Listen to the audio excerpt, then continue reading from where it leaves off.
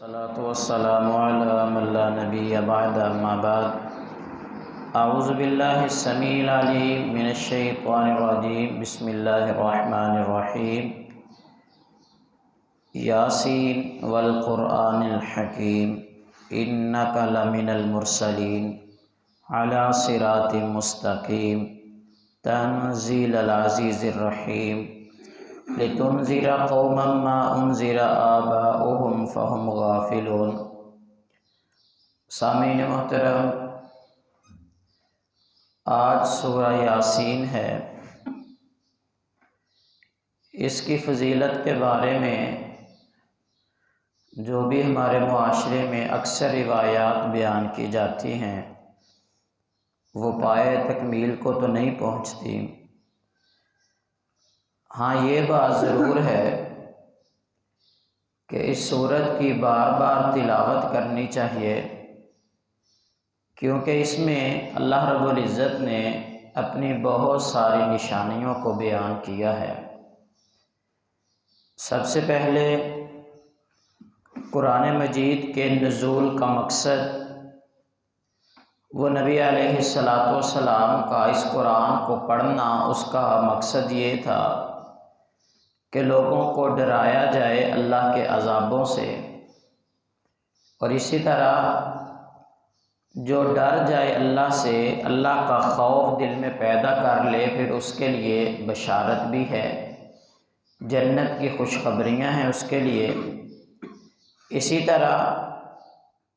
اسی صورت میں اللہ رب العزت نے ان لوگوں کی جو نبی علیہ السلام کی دعوت کے مقابلے میں ہٹ درمی، ضد اور عناد کا شکار ہوئے، ان کی حالت کو بیان کیا ہے اور ان کا انجام بیان کیا ہے۔ چونکہ سیدنا اسماعیل علیہ السلام کے بعد تقریباً 2500 سال کا عرصہ بیت چکا تھا، عرب معاشرے میں کسی نبی کا وہ ظہور نہیں ہوا تھا، یعنی 2500 سال کے بعد نبی علیہ السلام عرب میں ایز اے نبی مبعوث ہوئے ہیں۔ تو یہ بھی ان کے اتنے لمبے عرصے کے اندر کوئی نبی نہیں آیا، تو جب نبی علیہ السلام آئے، انہوں نے آپ کی بات کو نہیں مانا، تو ان کا انجام کیا ہوگا؟ اِنَّا جَعَلْنَا فِي أَعْنَاقِهِمْ أَغْلَالًا فَهِيَ إِلَى الْأَذْقَانِ فَهُمْ مُقْمَحُونَ۔ جو محمد صلی اللہ علیہ وسلم کو اللہ کا نبی نہیں مانیں گے، ان کے گلوں میں طوق ڈال دیے جائیں گے جو ان کی ٹھوڑیوں تک آ جائیں گے۔ وَجَعَلْنَا مِن بَيْنِ أَيْدِيهِمْ سَدًّا وَمِنْ خَلْفِهِمْ سَدًّا فَأَغْشَيْنَاهُمْ فَهُمْ لَا يُبْصِرُونَ وَسَوَاءٌ عَلَيْهِمْ أَأَنذَرْتَهُمْ أَمْ لَمْ تُنذِرْهُمْ لَا يُؤْمِنُونَ۔ اللہ ان کے لیے دیوار بنا دے گا، اوپر بھی نیچے بھی، اور ان کو اس کے اندر ڈھانپ دے گا۔ یعنی یہ سارے ان لوگوں کے لیے کہ ان کے گلوں میں طوق بنا کے ڈال دیے جائیں گے جو محمد صلی اللہ علیہ وسلم کو اللہ کا نبی نہیں مانتے۔ اس کو اللہ رب العزت نے اس پارے میں بیان کیا ہے۔ اور پھر ان 3 انبیاء کا ایک بستی کا اللہ نے ذکر کیا ہے، جس کی طرف ایک نہیں بلکہ 3 نبی اللہ نے مبعوث کیے، اور اس بستی والوں نے ان کی جب دعوت کو نہیں مانا، ان بستی والوں نے ان نبیوں کی بات کو نہیں مانا اور ان کی تائید نہیں کی، اور ان سے یہی کہتے رہے کہ تم تو ہمارے جیسے انسان ہی ہو۔ قالوا ما انتم الا بشر مثلنا وما انزل الرحمن من شيء ان انتم الا تكذبون قالوا ربنا يعلم انا اليكم لمرسلون وما علينا الا البلاغ المبين۔ ان کو کہتے تھے تم تو ہمارے جیسے انسان ہی ہو، اگر نبی ہوتے تو رحمان کی طرف سے تمہیں کوئی ضرور چیز دی جاتی۔ اور انہوں نے آگے سے یہی کہا تھا کہ ہم تمہاری طرف رسول بنا کے بھیجے گئے ہیں، ہمارے ذمے تمہیں زبردستی کلمہ پڑھوانا نہیں ہے، تمہیں زبردستی مسلمان کرنا نہیں ہے، ہماری ذمہ داری تو یہ ہے کہ جو اللہ نے ہمیں پیغام دیا ہے صرف تم تک پہنچانا ہے، مانو نہ مانو یہ تمہاری مرضی ہے۔ ہمارے ذمے وما علینا الا البلاغ المبین، واضح واضح جس طرح اللہ کا حکم آیا ہے 2 ٹوک الفاظ میں تم تک پہنچانا ہے، وہ ہم نے کام کر دیا۔ جب یہ سارے کے سارا جب نبیوں کو انہوں نے نہیں مانا تو پھر اللہ رب العزت نے ایک ایسے بندے کی بھی وہ یہاں پر بندے کا واقعہ بیان کیا ہے جو دور بستی سے اس بستی کے دوسرے کنارے سے بھاگتا ہوا آیا۔ جب اسے پتہ چلا کہ یہاں پر نبی وہ اس طرح کی دعوت دے رہے ہیں، وہ وہاں سے بھاگ کے آیا اور آ کے انہوں نے وجاء من اقصى المدینۃ رجل یسعی، دوڑتا ہوا وہ بندہ آیا اور بستی کے دوسرے کنارے سے قال یا قوم اتبعوا المرسلین، او میری قوم کے لوگوں تم یہ رسولوں کی بات کو کیوں نہیں مانتے، ان کی پیروی کیوں نہیں کرتے؟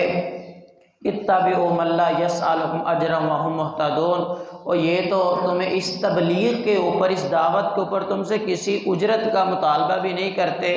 اور ساتھ اس نے کہا وما لی لا اعبد الذی فطرنی والیہ ترجعون، اور پھر میں اس ذات کی عبادت کیوں نہ کروں جس نے مجھے پیدا کیا اور مرنے کے بعد میں نے اسی کے پاس جانا ہے، اسی کی طرف لوٹایا جاؤں گا۔ اتخذ من دونہ آلہۃ ان یردنی الرحمن بضر لا تغنی عنی شفاعتہم شیئا ولا ینقذون۔ یہ آگے تھے وہ ان کو تبلیغ کر رہا، چونکہ نبیوں کی دعوت کے اوپر یہ پہلے ہی ببر چکے تھے۔ انہوں نے اس بندے کو پکڑا اور قتل کر دیا۔ جب قتل کیا جانے لگا نا تو اس وقت اس بندے نے خواہش کی تھی اپنی آخرت کا انجام دیکھ کے کہ ہائے کاش جو مجھے آخرت میں مل رہا ہے میری قوم کو یہ پتہ چل جائے کہ ان نبیوں کی بات کو ماننے والے کا انجام کتنا اچھا ہوتا ہے۔ اگر کاش ان کو بھی پتہ چل جائے تو یہ بھی کلمہ پڑھ لیں اور یہ بھی ان نبیوں کے اوپر ایمان لے آئیں۔ اس وقت اس نے یہ خواہش ظاہر کی تھی، اور اسی کے اندر یعنی سورۃ یاسین میں اللہ کی قدرت کی بہت ساری نشانیوں کو اللہ نے بیان کیا ہے کہ الم یروا کم اہلکنا قبلہم من القرون انہم الیہ لا یرجعون۔ آگے اللہ رب العزت نے چاند، سورج، ستارے اور سانپ کی مثالیں دے دے کے لوگوں کو یہ بات سمجھائی ہے کہ یہ چاند ہے، یہ طلوع ہوتا ہے، نکلتا ہے، اپنے اپنے مدار میں ہر چیز گھومتی ہے، نہ کبھی چاند وہ سورج تک پہنچتا ہے اور سورج کو پالے، اور نہ ہی سورج کبھی چاند کے وقت میں پہنچ جاتا ہے اس کو پالے۔ یہ نظام کبھی بھی اس خلط ملط نہیں ہوا۔ ایسے نہیں ہوا کہ آدھا دن گزرا ہو اور رات شروع ہو جائے، کبھی ایسے نہیں ہوا ابھی آدھی رات رہتی ہو اور سورج نکل آئے چاند کو پالے، نہیں۔ اور اس کے ارد گرد اللہ نے ستاروں کو بنا دیا۔ اس کے اندر ایمان والوں کے لیے بہت ساری نشانیاں ہیں۔ اللہ نے یہ ساری کی ساری نشانیاں اپنی اس صورت کے اندر بیان کی ہیں۔ والشمس تجری لمستقر لها ذلك تقدیر العزیز العلیم والقمر قدرناه منازل حتى عاد كالعرجون القدیم لا الشمس ينبغي لها ان تدرك القمر ولا الليل سابق النهار وكل في فلك يسبحون۔ اسی طرح اس صورت کے اندر اللہ رب العزت نے قیامت کے برپا ہونے کے مناظر کو بیان کیا ہے کہ جب قیامت برپا ہوگی اس وقت کیسی کیفیت ہوگی۔ اللہ رب العزت نے اس منظر کو اس صورت میں بیان کیا ہے وَنُفِخَ فِي الصُّورِ فَإِذَا هُم مِّنَ الْأَجْدَاثِ إِلَىٰ رَبِّهِمْ يَنسِلُونَ، کہ جب قیامت برپا ہوگی اس وقت وہ فرشتہ جو اللہ کے عرش کے پاس کھڑا ہے اس کو سور دے کر وہ وہاں پر کھڑا کیا گیا ہے اور وہ اس کے اندر زور سے پھونک مارے گا تو یہ دنیا کا نظام سارے کا سارا وہ درم برم ہو جائے گا، یہ کائنات تباہ ہو جائے گی۔ پھر کئی سالوں کے بعد اسے پھر حکم دیا جائے گا اور وہ دوبارہ اس کے اندر پھونک مارے گا۔ جب وہ دوبارہ اس کے اندر پھونک مارے گا وَنُفِخَ فِي الصُّورِ فَإِذَا هُم مِّنَ الْأَجْدَاثِ إِلَىٰ رَبِّهِمْ يَنسِلُونَ، سارے لوگ جو مر چکے ہوں گے یہ قبروں سے اٹھیں گے اور اٹھنے کے بعد ان کو ان کے رب کی طرف لے جایا جائے گا۔ ایک میدان میں سب کو اکٹھا کر دیا جائے گا جسے ہم میدان محشر کہتے ہیں۔ اکٹھا کر دینے والا جو دن ہے قیامت کا دن ہوگا، اور جب یہ اٹھیں گے قالوا یا ویلنا من بعثنا من مرقدنا ھذا ما وعد الرحمن وصدق المرسلون، یہ قبروں سے اٹھیں گے ایسے ہی اٹھیں گے جس طرح کسی کو نیند سے بیدار کر دیا جائے اٹھا دیا جائے نیند سے، تو یہ ایسی قبروں سے اٹھ کے جب اس دن کی سختیاں دیکھیں گے، وہ لوگ بھی ان میں ہوں گے جن کو قبروں کے اندر عذاب ہو رہے ہوں گے، کسی کو گرز پڑ رہے ہوں گے اور کسی کو سانپ اور بچھو وہ ڈس رہے ہوں گے، اتنے زہریلے، وہ سارے کا سارا عذاب ہو رہا ہوگا۔ لیکن جب اس دن کی سختی دیکھیں گے تو کہیں گے قالوا یا ویلنا من بعثنا من مرقدنا، کس نے ہمیں ہماری آرام گاہوں سے اٹھا لیا؟ ان کو کہا جائے گا ھذا ما وعد الرحمن، یہ وہی دن ہے جس کا رحمان نے تم سے وعدہ کیا تھا۔ تو خیر یہ سارے کے سارے مناظر اللہ نے اس صورت کے اندر بیان کیے ہیں، اور اسی طرح قیامت والے دن ان لوگوں کی جو نافرمان ہیں حالت کا بھی اللہ نے بیان کیا ہے کہ ان کی حالت کیا ہوگی۔ فرمایا فَالْيَوْمَ لَا تُظْلَمُ نَفْسٌ شَيْئًا وَلَا تُجْزَوْنَ إِلَّا مَا كُنْتُمْ تَعْمَلُونَ، اور جو کافر اور مجرم لوگ ہوں گے جب وہ اللہ کے سامنے ان کو کھڑا کیا جائے گا، اللہ ان سے کہیں گے وَامْتَازُوا الْيَوْمَ أَيُّهَا الْمُجْرِمُونَ، جو مجرم لوگ ہیں آج وہ الگ ہو جائیں، ان کو الگ کر دیا جائے گا، اور الگ کرنے کے بعد پھر ان کے منہوں کے اوپر وہ مہریں لگا دی جائیں گی الْيَوْمَ نَخْتِمُ عَلَىٰ أَفْوَاهِهِمْ وَتُكَلِّمُنَا أَيْدِيهِمْ وَتَشْهَدُ أَرْجُلُهُمْ بِمَا كَانُوا يَكْسِبُونَ، پھر ان کے ہاتھ گواہیاں دیں گے جو کچھ وہ کرتے رہے، منہ سے نہیں بول سکیں گے، زبان کے اوپر مہر لگ جائے گی، ان کے پاؤں وہ گواہیاں دیں گے۔ یہ سارے کے سارے مراحل کو اللہ نے اس صورت میں بیان کیا ہے، اور اسی طرح انسان کو مرنے کے بعد دوبارہ اٹھایا جانا، مشرکین مکہ کے اس کے اوپر اعتراضات اور ان کے جوابات کو صورت کے آخر میں اللہ نے بیان کیا ہے۔ خیر اس صورت کو ہر بندے کو بار بار پڑھنا چاہیے، اس سے بندے کو اپنی آخرت وہ یاد رہتی ہے، اور بندے کو یقین ہوتا ہے اللہ کی قدرت کے منازل کو دیکھ کر، اور اگر بندہ تھوڑا سا تدبر کرے اور یہ ساری کیفیات کو دیکھ کر بندے کے دل میں ڈر پیدا ہوتا ہے کہ یہ سارے مراحل جب رونما ہونے ہیں، میں نے یہ جواب دینا ہے ہر ایک بات کا، تو پھر بندہ اللہ کی نافرمانیاں چھوڑ کے اللہ کی اطاعت کی طرف خود بخود راغب ہو جاتا ہے۔ دوسری صورت اس میں صورت الصافات ہے، جس کے اندر سب سے پہلے اس بات کا بیان کیا گیا کہ قرآن مجید کا نزول جو ہے وہ بڑے ہی محفوظ طریقے سے کیا گیا ہے۔ ایسے نہیں ہے کہ قرآن مجید کا نازل کرنے والے ایک تو فرشتے، وہ ایک بہت بڑی جماعت تھی، اور اس کے ساتھ ساتھ وہ بڑے ہی طاقتور فرشتے تھے، ان سے ہو نہیں سکتا کوئی یہ شیطان جو ہے شیاطین ان سے کسی حصے کو وہ اچک لے، ان سے چھین لیں، بلکہ اللہ نے اتنی طاقت والے فرشتے جو سارے فرشتوں میں سے طاقتور ہے ان کی ڈیوٹی لگانے کے بعد پھر دوسرا کام یہ بھی کیا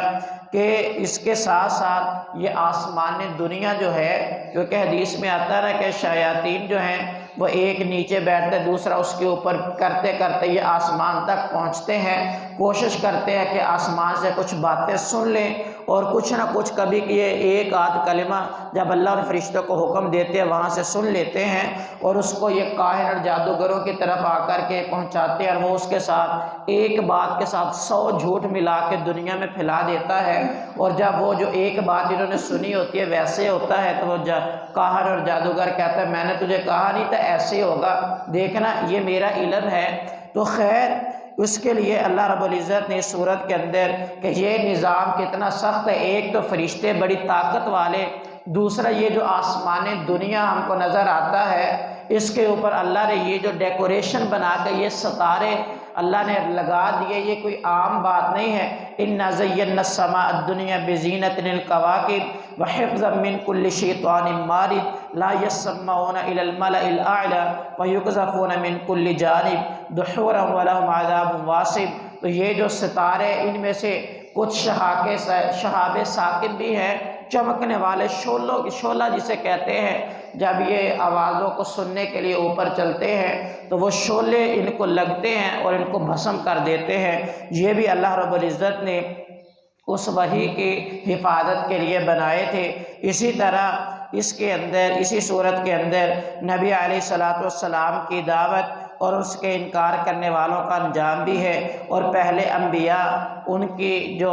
آزمائشیں تھیں اور ان کے جو کام تھے ان کو خراج تحسین بھی پیش کیا گیا۔ اسی صورت کے اندر سیدنا ابراہیم علیہ السلام کی آزمائشوں کا ذکر کیا گیا کہ سیدنا ابراہیم علیہ السلام اور ان کی توحید اور فرمانبرداری کہ اپنے ملک سے چلے اور اللہ کے لیے، پھر چلتے چلتے راستے کے اندر وہ ایک بادشاہ تھا، آپ کی بیوی کو پکڑ کے لے جایا گیا، پہلے آپ کو کہا میری بہن ہے، وہ سارے کے سارے مراحل آپ کی جتنی بھی آزمائشیں ہیں، پھر وہاں سے وہ سیدہ ہاجرہ آپ کو دی گئی، اولاد نہیں تھی، اللہ نے بڑھاپے کے اندر بیٹا اسماعیل دیا، حکم ہو گیا کہ اس کو دور ایسی وادی کے اندر چھوڑ آئے۔ پھر وہی بیٹا جب جوان ہوا، حکم ہوا کہ اسی بیٹے کو اللہ کے لیے وہ ذبح کر دو، اپنی جو سب سے قیمتی اور آپ کو عزیز ترین چیز ہے اس کو قربان کر دو۔ اللہ کا حکم مان کر ان کو لٹا کے گلے کے اوپر چھری چلا دی، اور سیدنا اسماعیل علیہ السلام کے صبر کو بھی اللہ نے اسی سورۃ الصافات کے اندر بیان کیا ہے۔ تو یہ سارے اپنے انبیاء کی ان واقعات کو اللہ نے اس صورت میں بیان کیا ہے۔ اور اسی طرح سیدنا نوح علیہ السلام کا ذکر ہے، اسی طرح اسی صورت میں سیدنا یونس علیہ السلام اور سیدنا یونس علیہ السلام کے اوپر اللہ کی رحمت کا ذکر ہے کہ جب وہ اپنی قوم سے بھاگے تھے، سمندر میں مچھلی کے پیٹ میں گئے، وہاں پر مچھلی کے پیٹ میں اللہ کو یاد کیا، اللہ نے ان کو نکال لیا، اور نکالنے کے بعد اللہ نے ان کے اوپر وہ اپنی رحمت کے ذکر ہے وہ سارا اللہ نے سورت کے اندر بیان کیا ہے۔ اور اسی طرح تیسری سورت جو اس پارے کے اندر 23ویں پارے میں وہ سورۃ صاد کے نام سے ہے، یہ وہ سورت ہے کہ جب اس کا ابتدائی حصہ جو ہے نبی علیہ السلام نے مکے والوں کو اعلانیہ جب تبلیغ شروع کی نا، پہلے 3 سال جو نبوت کے تھے وہ خفیہ آپ لوگوں کو ملتے اور تبلیغ کرتے رہے، یعنی خفیہ انداز سے الگ الگ جو کوئی آپ کے پاس آتا یا آپ کسی کے پاس جاتے تعلق کے بیس پر آپ انہیں دعوت دیتے رہے۔ 3 سال کے بعد پھر حکم ہوا کہ اب اعلانیہ سب کو دعوت دو اسلام کی۔ جب آپ دعوت دینے لگے، کفار مکہ جو تھے، مشرکین مکہ، سرداران مکہ، وہ آپ کے خلاف ہوئے، آپ کو روکنے کی انہوں نے بھرپور کوشش کی۔ جب آپ اپنے کام کو نہ چھوڑا، کیونکہ اس وقت آپ کی سب سے بڑی طاقت آپ کے چچا ابو طالب تھے، تو وہ 25 کے قریب وہ سردار اکٹھے ہو کے ابو طالب کے پاس آئے، آ کے کہنے لگے کہ اپنے بھتیجے کو کہو کہ ہمارے ساتھ وہ ایک معاملہ کر لے، ایک سودا کر لے، یا یہ ہمارے ساتھ ایک معاہدہ کر لے۔ وہ کیا ہے؟ وہ کہتے ہیں کہ تمہارا جو بھتیجا ہے محمد صلی اللہ علیہ وسلم، یہ ہمارے باپ دادا کے دین سے وہ پھر چکا ہے، لیکن آپ ان سے کہیں کہ ہم اسے کچھ نہیں کہتے، یہ جس کا مرضی دین اپنائے، ہمیں کوئی اس سے مسئلہ نہیں ہے، لیکن ایک ہماری بات مان لے۔ وہ بات یہ ہے کہ یہ ہمارے معبودوں کو، اب جو ہمارے باپ دادا کے خدا ہے انہیں برا بھلا کہتا ہے، یہ ان کو چھوڑ دے، ان کی برائی کرنا چھوڑ دے، یہ اپنے رب کو مانے، اپنے رب کی عبادت کرے، ہمیں اپنوں کی کرنے دے، یہ ہمیں کچھ نہ کہے، ہم اسے کچھ نہیں کہتے۔ جب یہ بات سیدنا آپ کے چچا ابو طالب نے سنی نہ، کہا بات تو معقول ہے، نبی علیہ السلام کے پاس آئے، کہا اے بھتیجے یہ سردار میرے پاس آئے ہیں تو یہ آ کے یہ بات کہہ رہے ہیں کہ تو ان کے خداؤں کی برائی چھوڑ دے، وہ تجھے کچھ نہیں کہتے۔